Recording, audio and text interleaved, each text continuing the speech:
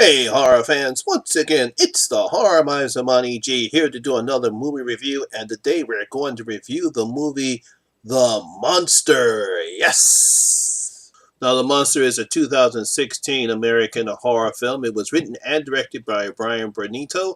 If that name sounds familiar, yes, he actually wrote and directed the original Strangers that came out in 2008, and he actually did not direct this time, The Strangers Pray at Night. He just wrote it, he didn't direct it.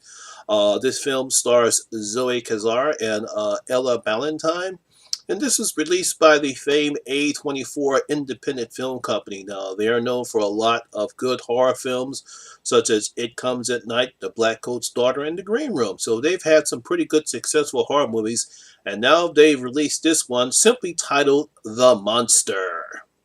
Now, the premise of this story is very, very simple. We have Kathy and Lizzie. They're a mother and father. Fortunately, Kathy is a alcoholic, and she's not a pretty good mother. As a matter of fact, she's terrible. And on the night that she's supposed to take Lizzie to be with her father because it's his time for his custody, they get into a car accident, and while they're waiting, all of a sudden they are attacked by a monster. Hence the word monster.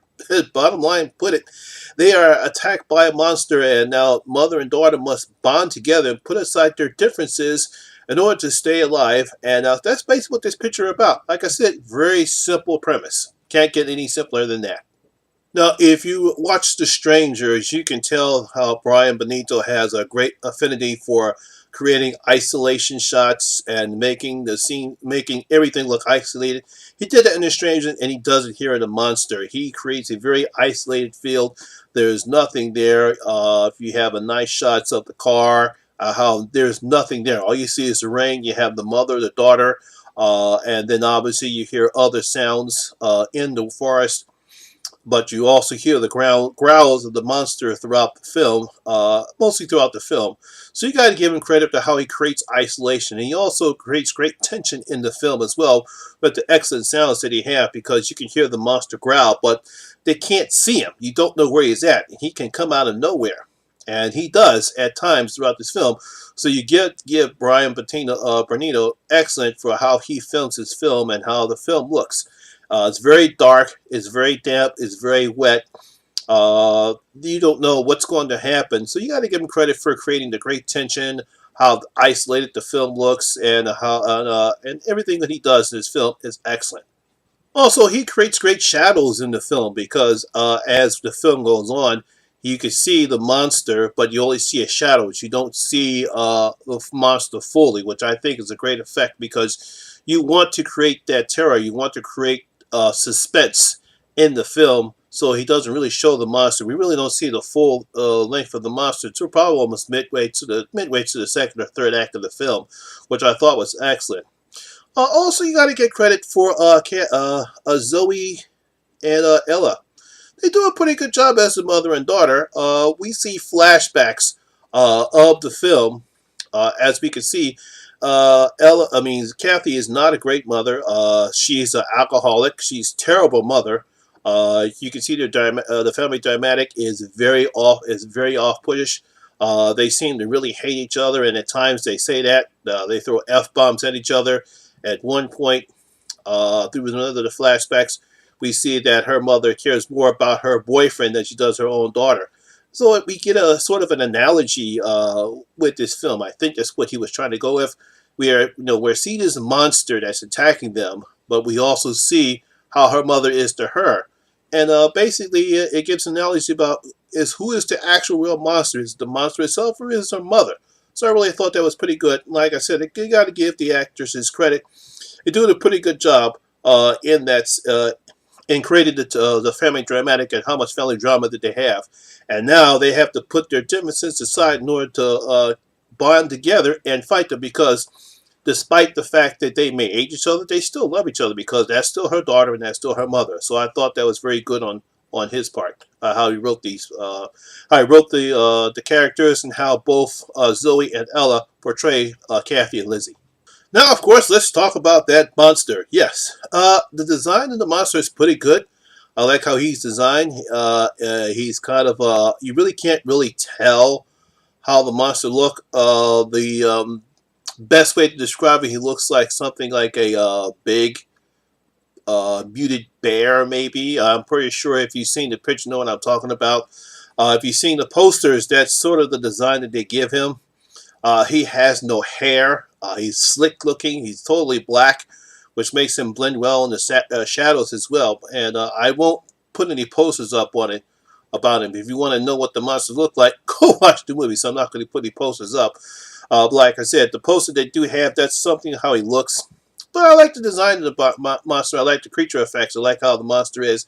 And we do get some nice kills from the monster as well.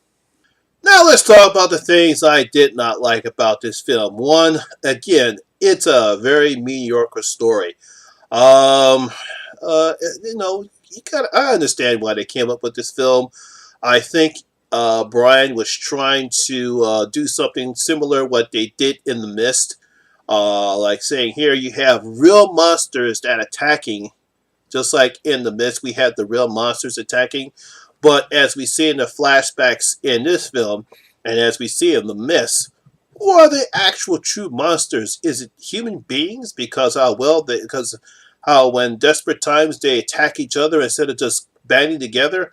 And then we have this family dramatic here where we have this mother and daughter who are at each other's throats at times, and now all of a sudden they have to band together and fight this monster. I think that's kind of weak. They could have done a better job coming with a better storyline. But I understand why he did it. He was trying to create family drama. I understand that.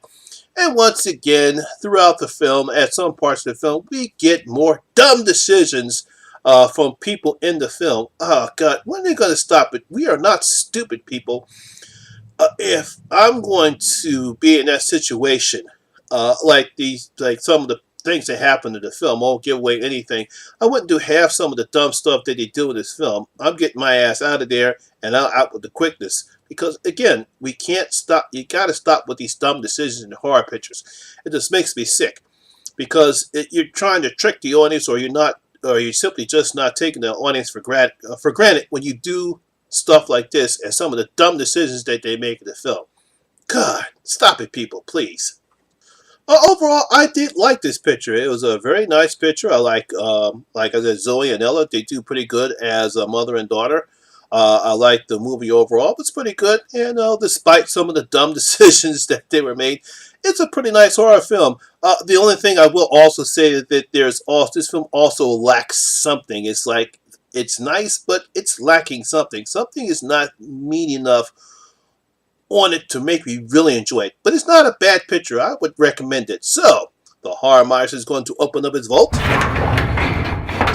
And I'm going to give the monster 2.5 out of my 5 gold coins. Yes, I'm going to give the monster 2.5 out of my 5 gold coins. That's what I'm going to give the monster. I wish I had a little bit more up into it, but again, it's not a bad horror picture. It just lacks some things, and of course, the dumb decisions people make in the film. So, my horror fans, have you seen The Monster? Would you like to watch it? Have you seen it? Did you enjoy it? Did you really think this was a good horror picture, or did you just did not like the family drama, or I just did not like the monster at all? Please make your comments down in your comment section below, and tell me what you thought about The Monster. Well, that's my video for today. I hope you guys enjoyed it. And if you did, please give it a thumbs up, because like I always say, it does help the channel out very much. And of course, what always helps the channel out is that if you're new here and this is your first time here, please hit that subscriber button, ring that notification bell. That way you can come and enjoy the horror experience with me, the Horror Miser Monty G. And as always, all my social media links will be down in the description box below as well. Once again, my name is Lamont Smith, better known as the Horror Miser Monty G, and always remember, horror rules.